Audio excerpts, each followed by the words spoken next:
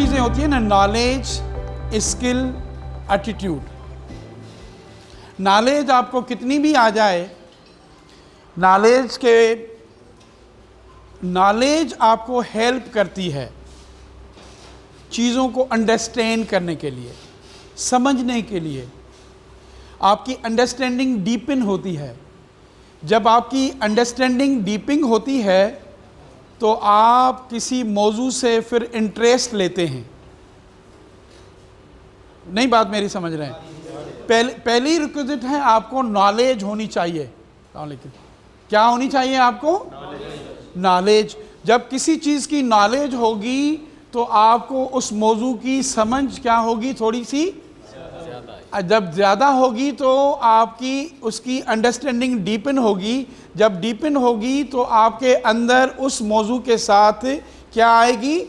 हमदर्दी आएगी, सिंपैथी आएगी, एम्पैथी आएगी।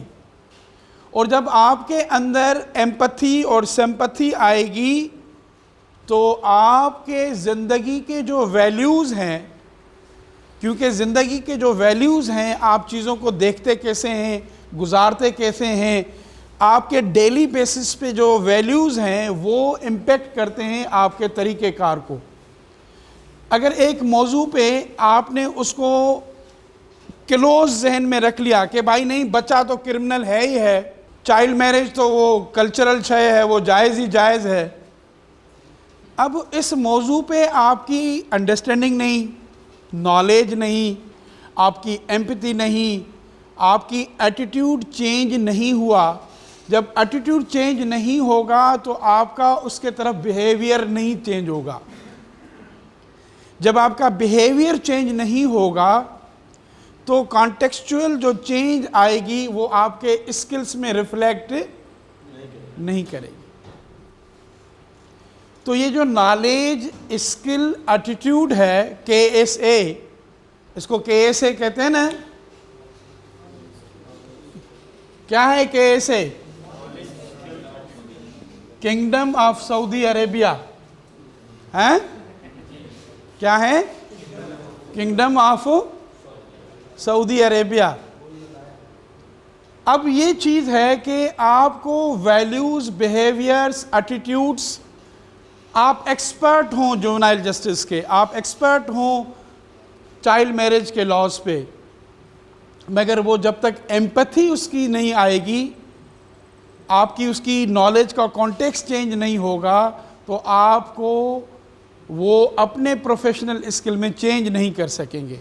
तो ये मैंने 1.5 दिन के लेक्चर में ये आपको इधर, ये इसलिए केक के ऊपर होता है ना क्रीम का एक लेयर होता है, तो ये क्रीम का लेयर इसलिए मैं आपको पहले दे रहा हूँ कि नॉलेज कितनी भी दी जाए, स्किल्स कितने भी दी जाएं, मगर बिहेवियर एंड एटीट्यूड मैटर करते हैं।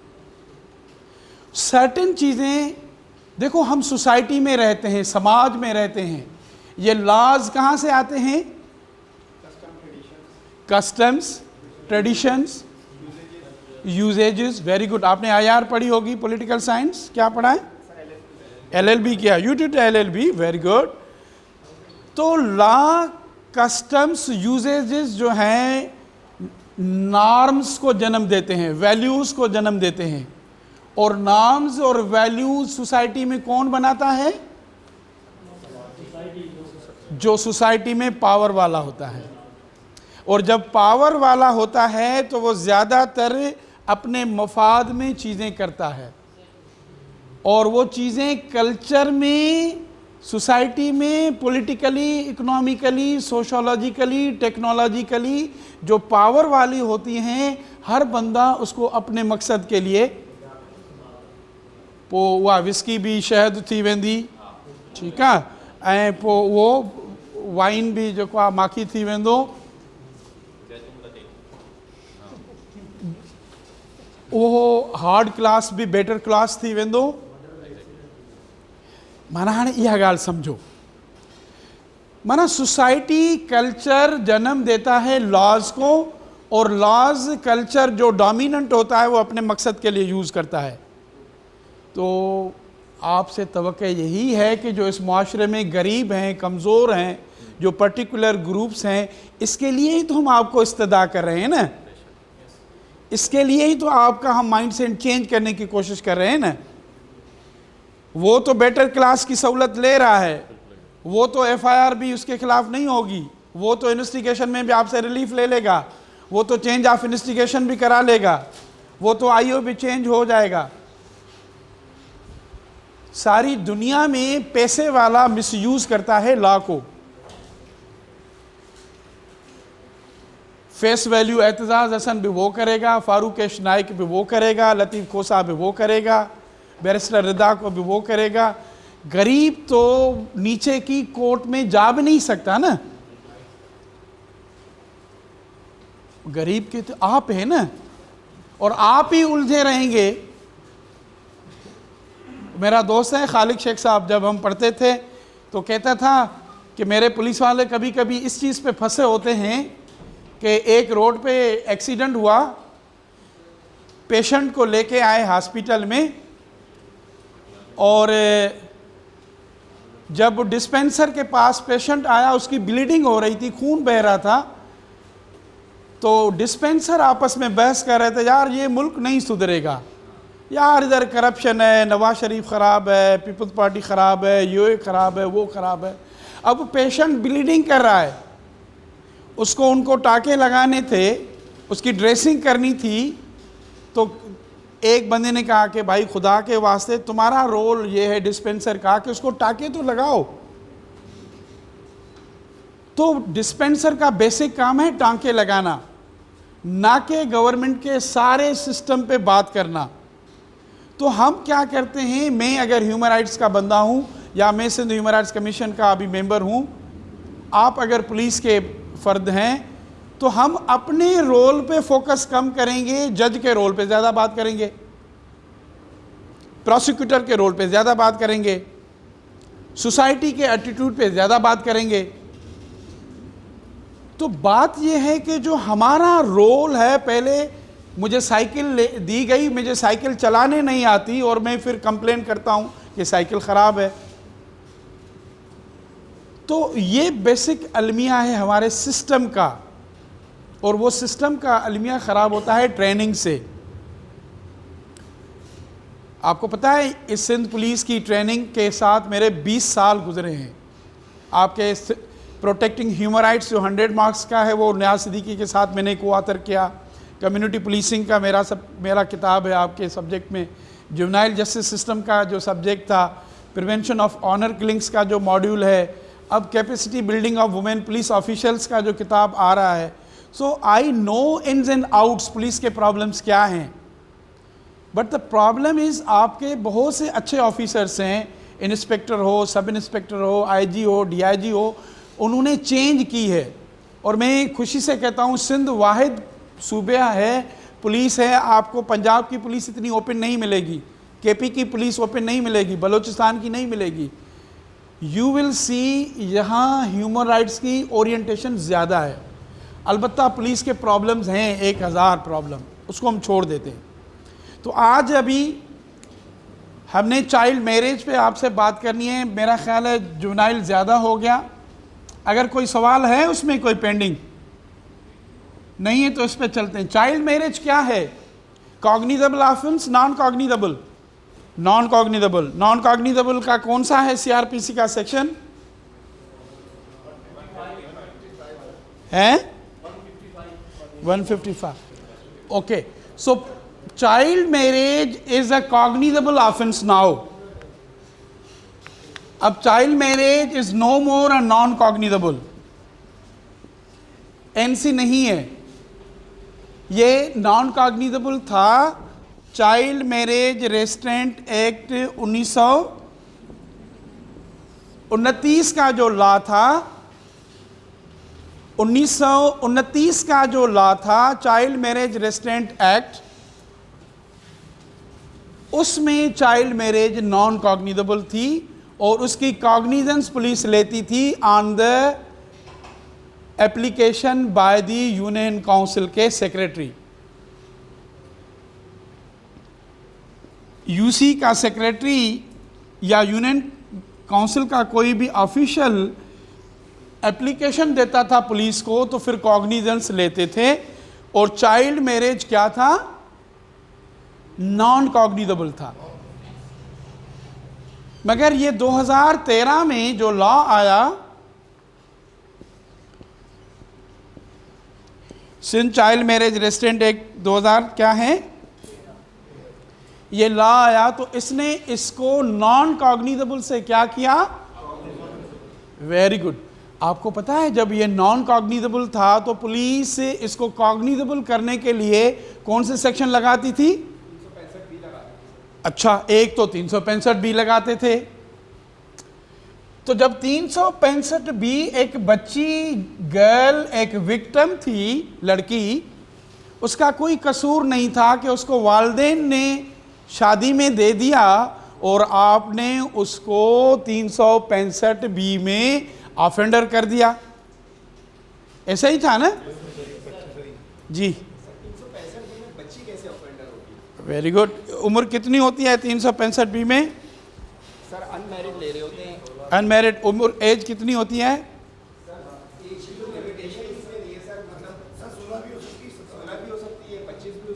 ये 365 किसने कहा? आपने कहा ना? अब 365 बी एक वेन किडनैपिंग और एब्डक्शन फॉर मैरिज पर्पस, और नॉर्मली ये जब अबो 18 होती है उसके लिए हम इन्वोक करते हैं, मगर police seldom misuse this section child marriage में। ये 365 बी आप मिसयूज करते हैं, और सेक्शन लगाते हैं आप 364 ए। अब बच्ची की उम्र कितनी थी? नो, इसमें 364 ए में स्पेसिफाइड है 14 से कम। अगर बच्ची की उम्र 14 से कम हो और किडनैप्ड हो तो आप पीपीसी का सेक्शन कौन सा इन्वोक करते थे? ओके। मैं ये चाह रहा था कि जब ये नॉन कॉग्निजेबल था, एसपी साहब ने टीवी देख रहा था, हफीज़ तुनियो साहब ने उसको कॉल की कि यार ये चाइल्ड मैरिज आपके फ़लाँ एरिया में हो रही है, तो एसपी साहब ने एसएचओ को कॉल की कि ये तो चाइल्ड मैरिज हो रहा है, आप क्या कर रहे हैं? उसने फिर नीचे वालों को भगाया। उन्होंने ये नहीं देखा कि ये कॉग्निजेबल ऑफेंस है या, अब उसको शाह बहादुर का हुक्म मानना था। वो जब मौके पे गए, अरेस्ट करके आए, अब उन्होंने देखा तो कानून तो हमें इजाज़त ही नहीं दे रहा था। अब उसको लीगलाइज करने के लिए उन्होंने सेक्शंस कौन से लगाए? 300 कौन से लगाए? और some time you will be amaze, 10 जना हुदूद ऑर्डिनेंस भी लगाए आपने। एक बच्ची जो विक्टिम थी, जो चाइल्ड मैरिज में थी, पुलिस को एम्पावर्ड नहीं थी, जज नहीं रिमांड दे रहा था, तो पुलिस ने उसको कॉग्निजेबल करके पेश किया।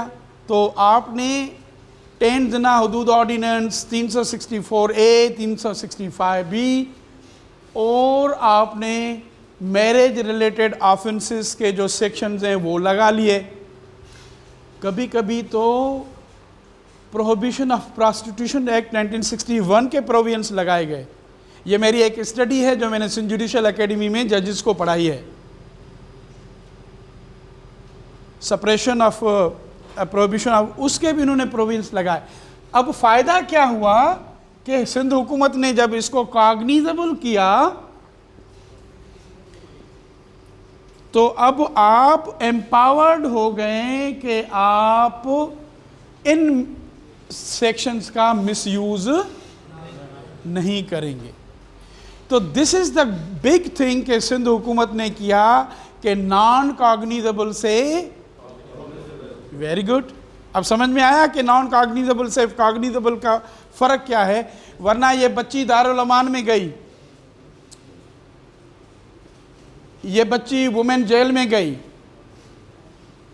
अब ये दारुल अमान में गई, वुमेन जेल में गई, स्टिग्माइज हो गई, और ये जब बच्ची वापस आई दारुल अमान से तो आप क्या समझते हैं कि उसकी सोसाइटी में और उसके रीमैरिज के चांसेस और उसके फैमिली में इंटीग्रेशन या उसके बहनों के फैमिली के रिश्तों की चांसेस बढ़ेंगे या कम होंगे? तो रिहैबिलिटेशन, री इंटीग्रेशन, ये अब सिर्फ किस लिए था कि मिसयूज ऑफ सेक्शन होता था, और आपने इसको क्या कर दिया? कॉग्निजेबल कर दिया। जी बाबा,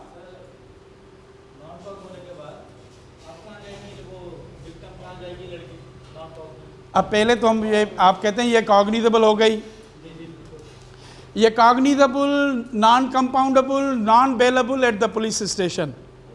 सेक्शन 8 लिखो, Sindh child marriage resident act के सेक्शन 8 में 8 है 9 है,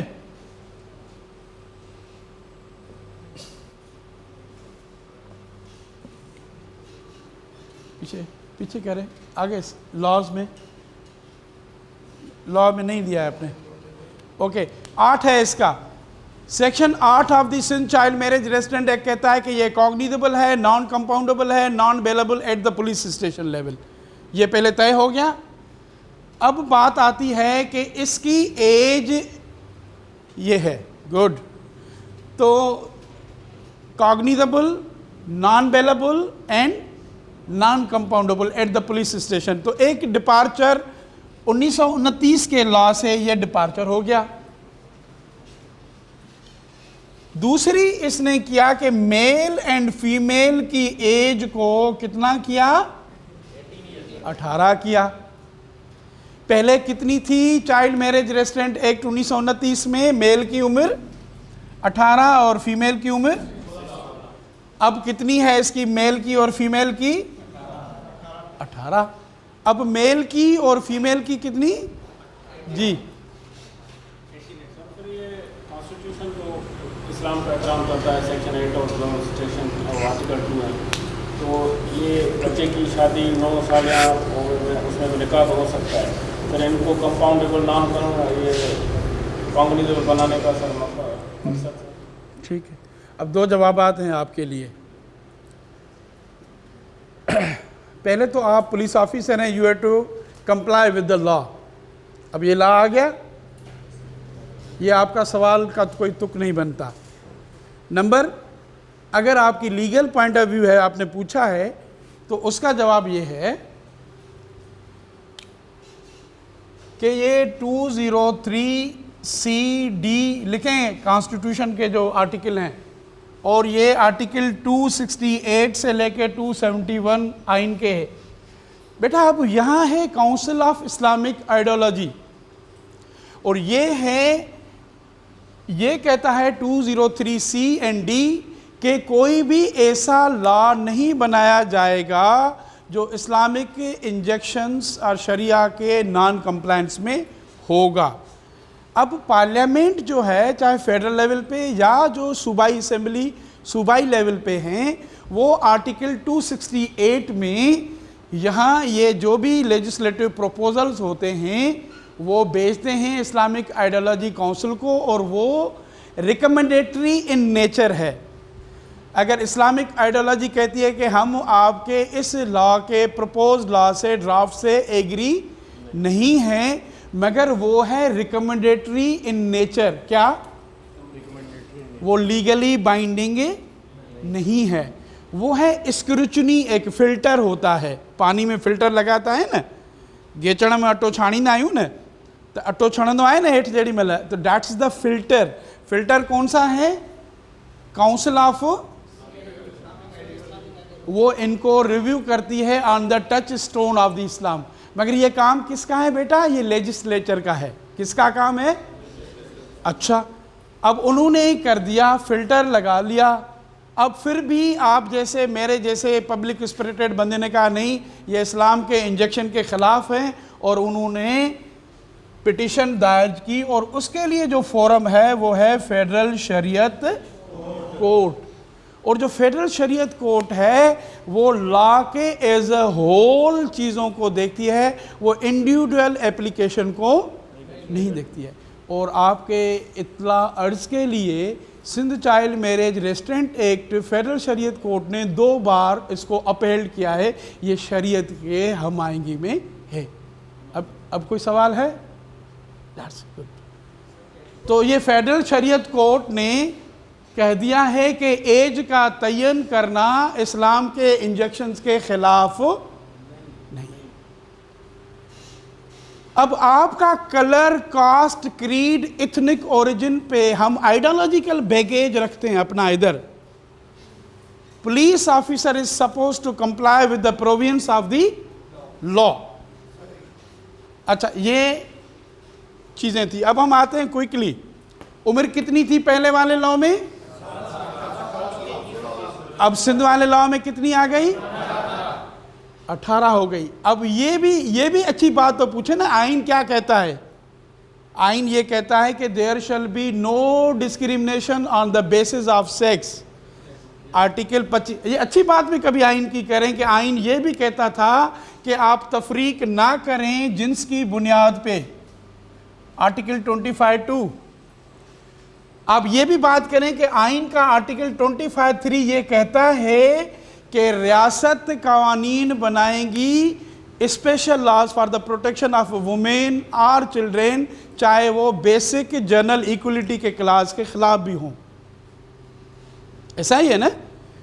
इक्वलिटी क्लास है 25(1)(a), all citizens are equal before law and equally entitled to the protection of law.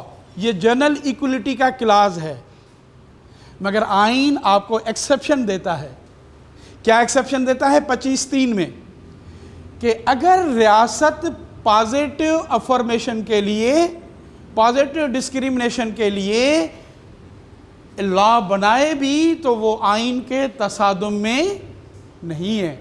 और इस्लामिक टच स्टोन के लिए ये फेडरल आइन में इंस्टीट्यूशन मैकेनिज्म्स हैं। अच्छी चीज़ें कॉग्निजेबल, अच्छी चीज़ें एज 18। अब हम आते हैं क्विकली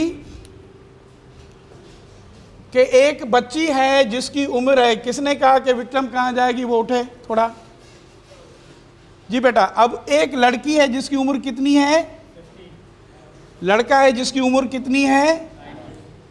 अब पुलिस को पता चला कि एक लड़का जिसकी उम्र 19 और एक लड़की जिसकी उम्र 15, और इन्होंने कॉन्ट्रैक्ट किया है, शादी की है या इनके शादी कराई की गई है, तो पुलिस अब कॉन्ट्रैक्टिंग पार्टीज के लिए जो सेक्शन है कौन सा लगेगा Sindh child marriage restraint act का?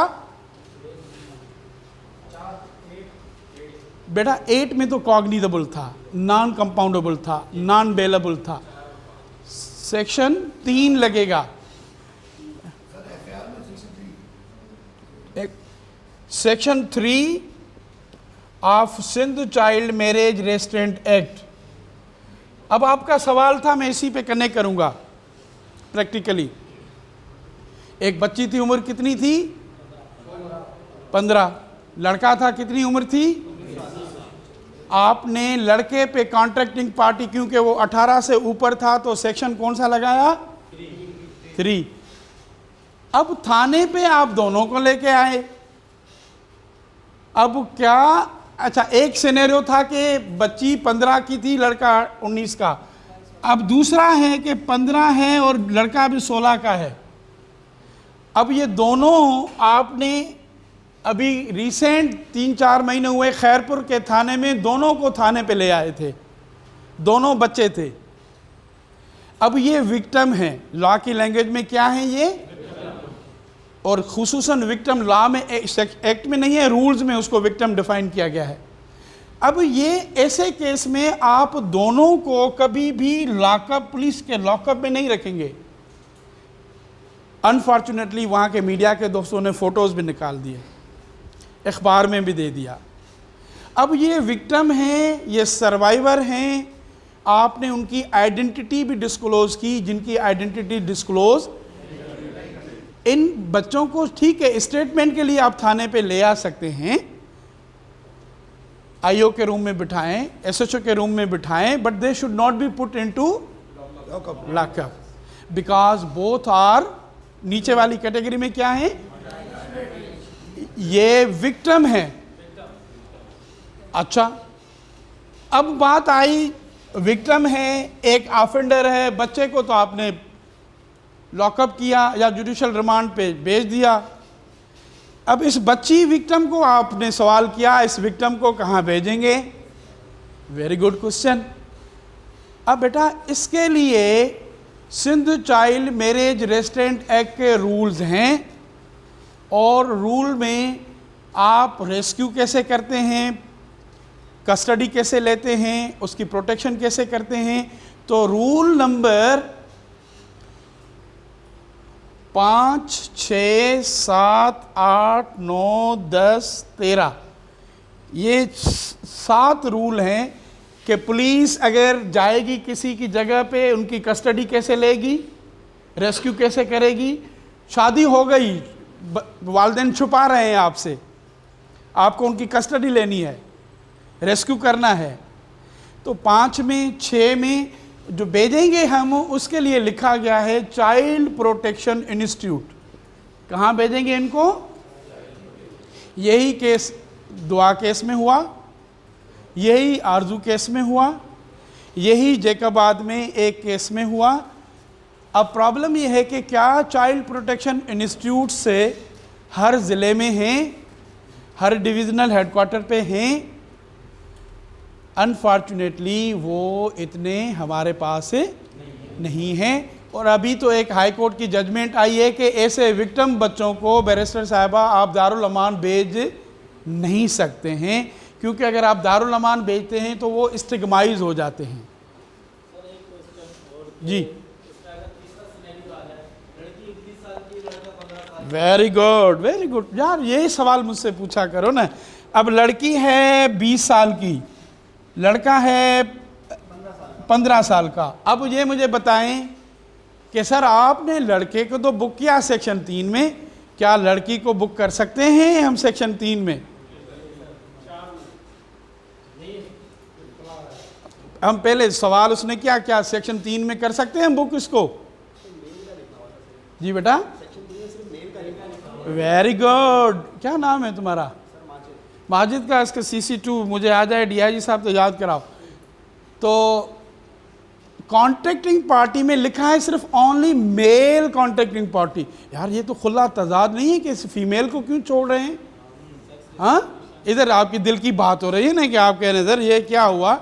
हाँ, क्यों ये क्यों हो रहा है? क्यों? थोड़ी देर मैंने अभी बताया आपको, इधर 25(3) में ये लिखा गया है कि अगर बच्चों और औरतों के लिए स्पेशल लॉज प्रोटेक्शन के बनाए भी जाएं और वो जनरल इक्वलिटी क्लास के मुनाफी भी हों, तो उसको आप पॉजिटिव अफर्मेटिव एक्शन में लेंगे। एक लॉ की ये लैंग्वेज। दूसरा ये है, आप मुझे बताएं इस समाज में, मेरी बेटी हो, मेरी बहन हो, ऑनेस्टली ये बताएं कि क्या इस समाज में एक बच्ची को शादी करने के लिए फ्री कंसेंट, इन्फॉर्म्ड चॉइस या प्रायर अप्रूवल की फ्रीडम हमारे सोसाइटी में इतनी होती है जितनी मेल को होती है? अगर इवन बच्ची वालिद ने फैसला किया कि बेटी तुम्हारी शादी सलमा की असलम से करा रहे हैं, सलमा की असलम से करा रहे हैं, तो जब वालिद ने इसकी कंसेंट पूछी, ना कंसेंट पूछी, ना उसकी प्रायर अप्रूवल दी, ना उसको इन्फॉर्म चॉइस दी, ना उसके डिसीजन के उसको प्रॉज एंड कॉन्स बताए। क्योंकि इस सोसाइटी में हिस्टोरिकली इनजस्टिस वुमेन के साथ इतना होता आ रहा है कि उस हिस्टोरिकल बैकलॉग को पूरे करने के लिए थोड़ा सा आप थोड़ी सी 25 साल का 30 साल का दे दें। फिर आप समझ रहे हैं कि फीमेल जब इतनी एम्पावर्ड हो गई है, जब ज़बरदस्ती किसी लड़के से शादी कर रही है, तो आप कह सकते हैं कि अब मिसयूज़ ऑफ लॉ हो रहा है। But most of the cases शादी के, चाइल्ड मैरिज के बैरिस्टर 3 एलिमेंट्स होते हैं। एक, मिनिमम एज। मिनिमम एज कितनी की हमने? बोलो कितनी? दूसरा एस्पेक्ट इसका होता है कंसेंट का। अब ये कंसेंट हमने जानबूझ के हफीज साहब इस लॉ में टच नहीं किया था, इसलिए नहीं किया था, Islamic ideology council, federal Shariat court और चीज़ें थी, लो हैंगिंग फ्रूट हम कहते हैं public. I was in the standing committee, 3 bills थे सूबाई असेंबली में, तो बड़ी डिबेट हुई थी। एक हल था कि अगर आप इसको कंसेंट भी लिखें, निकाह को इनवैलिड भी करें, मैरिज को वाइड भी करें, वाइडेबल भी करें, तो फिर कहानी लंबी हो रही थी। तो हमें जो थोड़ा सा गेन हो रहा था, एक शाहजहाँ मरी का बिल था, रुबीना कायम खानी का था, शर्मिला फारूकी के 3 बिल्स एक ही पार्टी से थे, तो it was a very competing interest. तो हमने तय किया कि कंसेंट को अभी डेफिनेशन वाले सेक्शन 2 में, और ये सिंध हिंदू मैरिज एक्ट 2018 की डेफिनेशन में कंसेंट वहाँ हमने डाली है, वहाँ वाइड और वाइडेबल भी डाला है, वहाँ बच्चे की लेजिटिमेसी भी डाली है।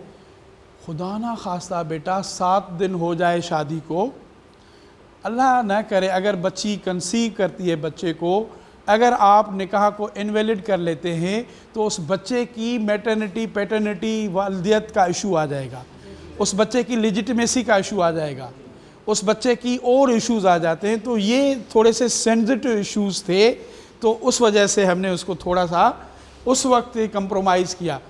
तो दूसरी एक एज, दूसरी कंसेंट, और तीसरा एलिमेंट कौन सा है इसका, वो है registration of marriage. Registration of marriage, दो Pakistan is not a state party to the UN convention on the minimum age of registration 52 के लॉ की नहीं है, मगर हमने ये रजिस्ट्रेशन को लॉ में एड्रेस नहीं किया था, हमने रूल्स में किया है, रूल 3 में किया है। अच्छा, अब आपके सवाल का जवाब, लड़का 20 का, लड़की 15 की, तो सेक्शन 3 इस पे नहीं लगेगा, क्योंकि कंसेंट उसकी फ्री, उसकी जीनेन, उसकी इन्फॉर्म, वो अंडर ड्यूरेस है, कॉरेशन है, फोर्स है, फ्रॉड है, जो भी है। जी बेटा, इंफॉर्मेशन थी कि जिस तरह वेस्टर्न कंट्री में प्रेसिडेंट मैक्रोन के बारे में कहा जाता है, जिस तरह फ्रांस के, तो उनकी टीचर के साथ जिस तरह रिलेशनशिप हुआ, तो उसमें उनकी टीचर को सज़ा दी गई थी। बाद में जब वो दोनों एडल्ट हो गए तो उन्होंने शादी की। तो जो वेस्टर्न कंट्रीज़ में जब लड़का मतलब अंडर एज है, वो अगर किसी भी किस्म के रिलेशनशिप में आता है बड़ी उम्र की लड़की के साथ, तो उसमें तो लड़की को पनिश किया जाता है। तो हमारे मुल्क में इस तरह की डिस्क्रिमिनेशन हुई, क्योंकि हमने भी ज़्यादातर अडॉप्ट तो वहीं से ही किए हैं, इस तरह के लॉज हो गए। ठीक, थैंक यू। हाँ, 2-3 चीज़ें हैं, जैसे कल हमने नारकोटिक्स की पोजेशन स्ट्रिक्ट लायबिलिटी करार दिया था कि possession itself is a sufficient evidence, तो age of consent is also a strict liability class. Western countries में बेटा ये एक परसेप्शन ऐसे इधर दिया जाता है, वेस्टर्न कंट्रीज़ में एक मिनिमम थ्रेशोल्ड है कि अगर सर्टेन एज से अंडर गर्ल और a boy for any sexual conduct consent भी देते हैं, अगर वो लॉ उधर का कहता है कि इस थ्रेशोल्ड के अंदर जाओ, जो भी कंसेंट है वो इममटीरियल है। तो एज ऑफ कंसेंट एक्ट, हमारे यहाँ एज ऑफ कंसेंट एक्ट है कौन सा है barrister, have you gone through 1898 का एज ऑफ कंसेंट एक्ट है। और पाकिस्तान में भी ये कहा गया है कि अगर बच्ची 16 साल से अंडर उम्र की है, अगर उसका वैलिड निकाह भी कर लें तो उसकी कंसेंट इममटीरियल है। और ये आपका पीपीसी उस वक्त 375 सब सेक्शन 5 में दिया गया था। अब इसको कल आपने इसको रिप्लेस करा लिया, अब ये 375 की 6 पैरा है। तो पहले तो ये है कि हर मुल्क में एज होता है कि अगर 16 साल से कम अगर आपने कोई भी सेक्सुअल बिहेवियर किया, कंडक्ट किया, और आपने कहा कि उसने कंसेंट दी है, वो कंसेंट इममटीरियल है अगर वो एज ऑफ कंसेंट लॉ से कम है, नंबर 1। दूसरा ये है कि वहाँ भी इश्यूज़ आजकल वेस्ट में अनफॉर्चुनेटली आ रहे हैं, क्योंकि वहाँ बच्चे ज़्यादा पेरेंटल सुपरविजन और गाइडेंस से बाहर चले गए हैं। और इवन जो टीन एज है उसमें भी अर्ली प्रेगनेंसीज़ के इशू आ रहे हैं, school, high school, college level पे भी। While I was in USA, तो मैं स्कूल्स में जाता था, कॉलेजेस में विजिटिंग लेक्चर्स के लिए, तो वहाँ भी ये प्रॉब्लम्स आते थे। मगर एक चीज़ वहाँ तय है कि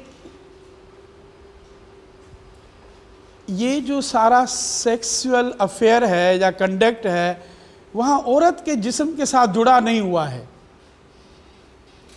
इधर आनर, गैरत सारी औरत के जिस्म के साथ जुड़ी हुई है। वेस्ट में आप मतलब marriage is not only the formal union, it can be informal, it can be customary, it can be a civil union. मगर आपने जब उसको फिज़िकली हाथ भी उठाया, वायलेंस भी की, डोमेस्टिक वायलेंस भी की, तो वो वहाँ का कॉग्निजेबल ऑफेंस है। तो लिहाजा ये फ्रेमेशन करनी और ये फार्मूलेशन कर ली कि वेस्ट में तो ये है, हमारे यहाँ ये नहीं है। बेटा, हर मुल्क में एज ऑफ मिनिमम कंसेंट होती है। कंसेंट से कम अगर बच्ची या बच्चा कंसेंट भी दे दे फॉर वॉट एवर रीज़न, वो इमटीरियल है और ये स्ट्रिक्ट लाइबिलिटी क्लॉज है। तो 3 में क्या है? Contracting parties. 4 में क्या है? विटनेसेस, जो निकाह सॉलोमनाइज करता है, निकाह रजिस्ट्रार।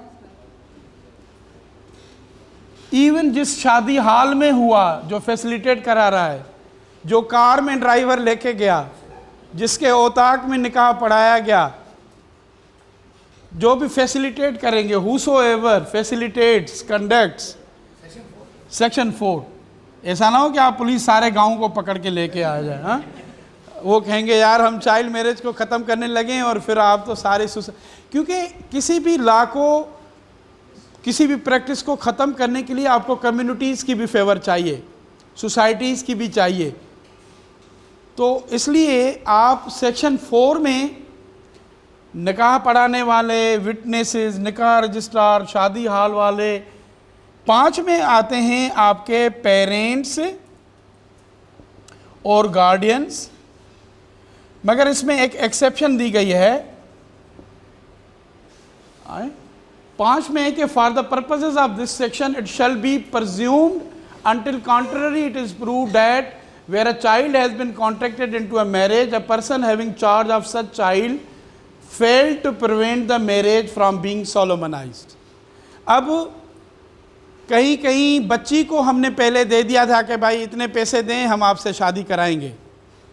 दूसरी पार्टी ने कहा कि भाई आपने पैसे तो ले लिए 5 लाख, अभी आप जल्दी जल्दी हमें रिश्ता दें। वो कहेगा यार हमने तो आपसे तय किया था कि बच्ची जब जवान होगी या मैट्रिक पूरी करेगी या अब इतने सालों के बाद। मगर दूसरे साइड ने फोर्स कर लिया, उन्होंने कहा नहीं, हम ज़बरदस्ती इसको उठाएंगे।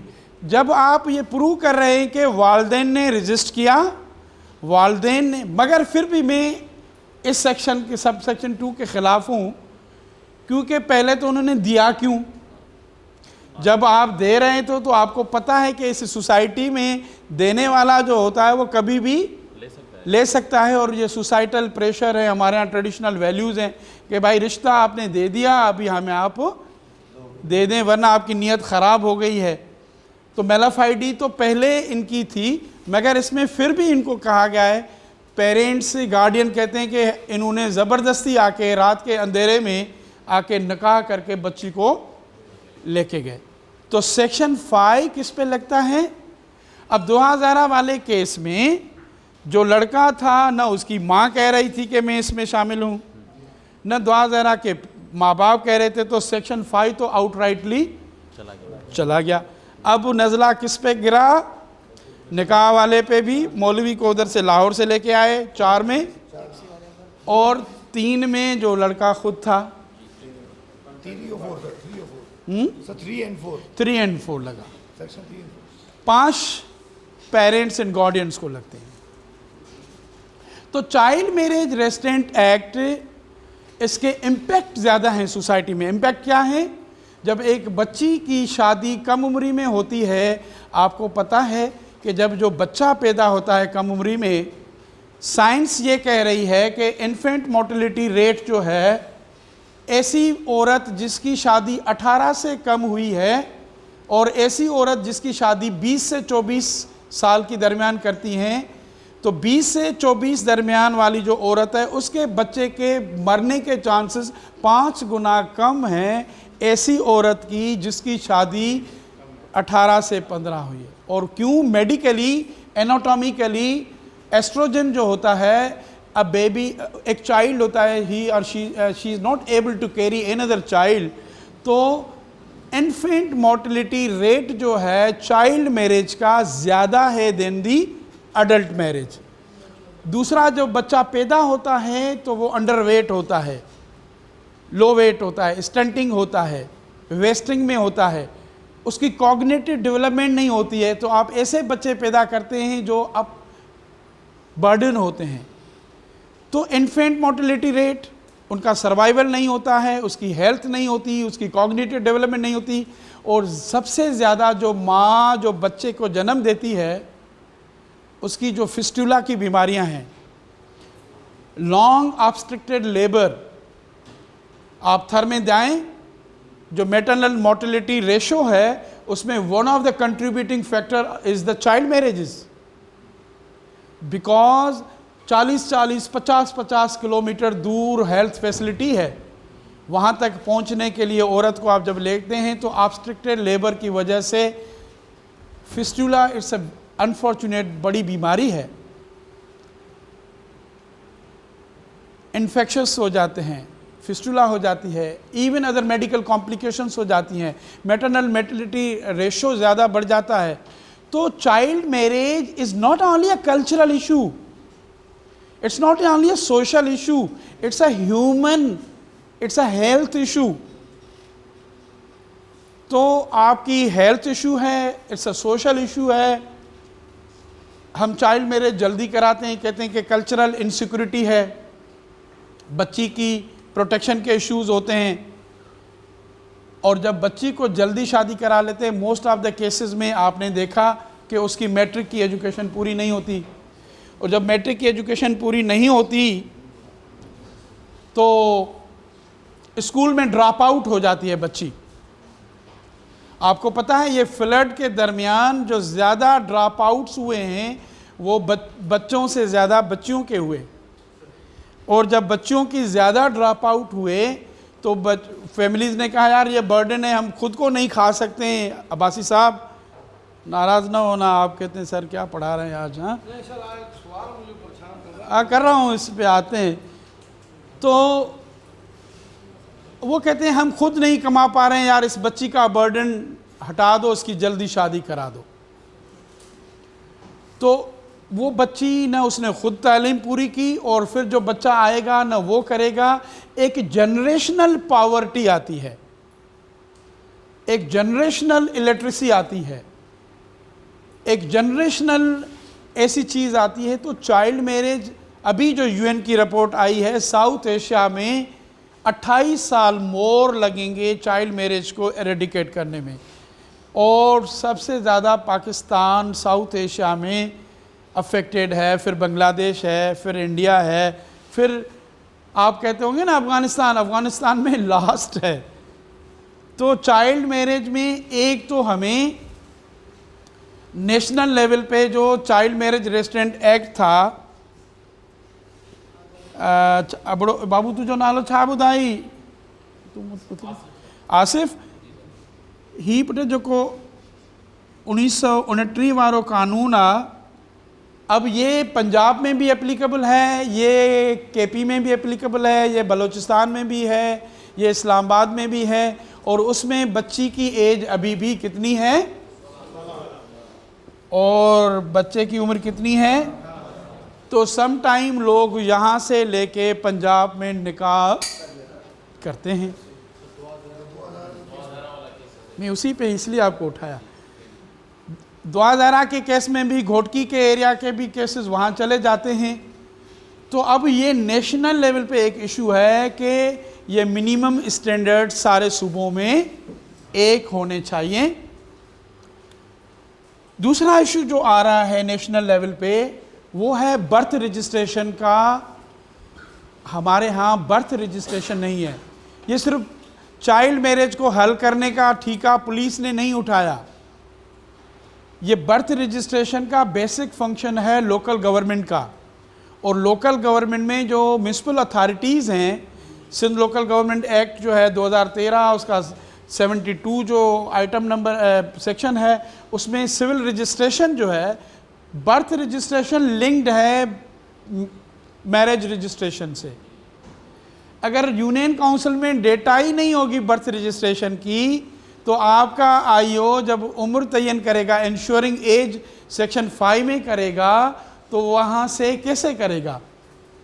तो एक तो नेशनल लेवल पे लॉज को ठीक होना चाहिए।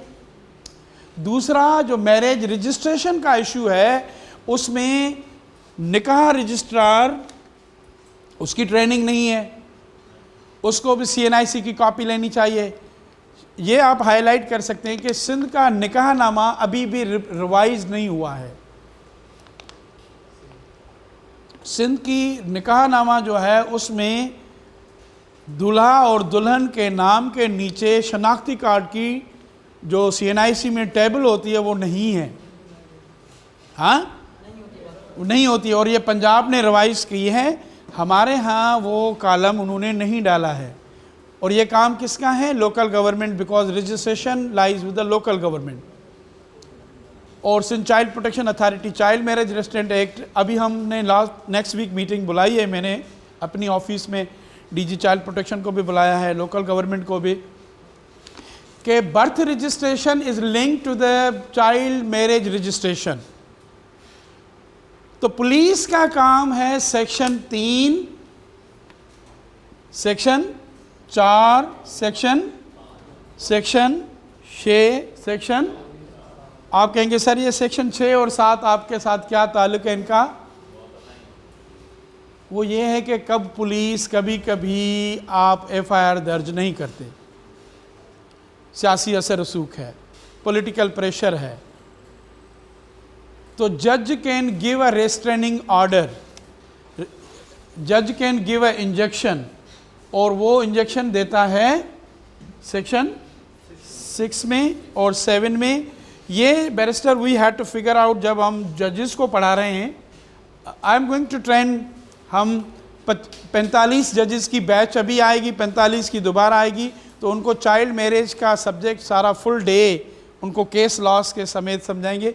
तो ये चीज़ जो इंजेक्शंस की, MIT रजिस्ट्रार से हम ये बुलाएं कि कितने केसेस में जुडिशल मैजिस्ट्रेट ने इंजेक्शन पास किए सिंध में, 6 में और 7 में। पुलिस की तो फिर भी FIR ज़्यादा हैं, उनकी इंजेक्शंस बड़ी कम हैं, तो हमें उसको सेंसिटाइज करना है। तो एक नेशनल लॉज नहीं है यूनिफॉर्म, दूसरी मैरिज रजिस्ट्रेशन, बर्थ रजिस्ट्रेशन वो ठीक नहीं है। तीसरा जो पुलिस का रोल है, फंक्शन है इन्वेस्टिगेशन का, उसमें ये जो इसके रूल्स हैं, इसके ये जो रूल्स दिए गए हैं, अब वो 3-4 बहुत अच्छे PDSPs हैं आपके सिंध में, मैं आपको बताऊंगा, मैं उनकी चीज़ें देखता रहता हूँ, फॉलो करता रहता हूँ। एक अता मोहम्मद सुमरो है, आपको कभी टाइम मिले, वो आजकल घोटकी में है। एक दूसरा है, एक कराची में इधर है, मैं उनकी चीज़ें देखता हूँ कि they are doing very diligently work, और वो इवन जजेस को भी पुलिस रूल्स सारी चीज़ें वो असिस्ट करते हैं। तो ये चाइल्ड मैरिज में इश्यूज़ थे, सेक्शन 3, 4, 5। चाइल्ड मैरिज के पॉवर्टी के भी इशू हैं, सोशल इशू भी हैं, रिलीजियस भी हैं, कल्चरल भी हैं, but after all it is the weak enforcement.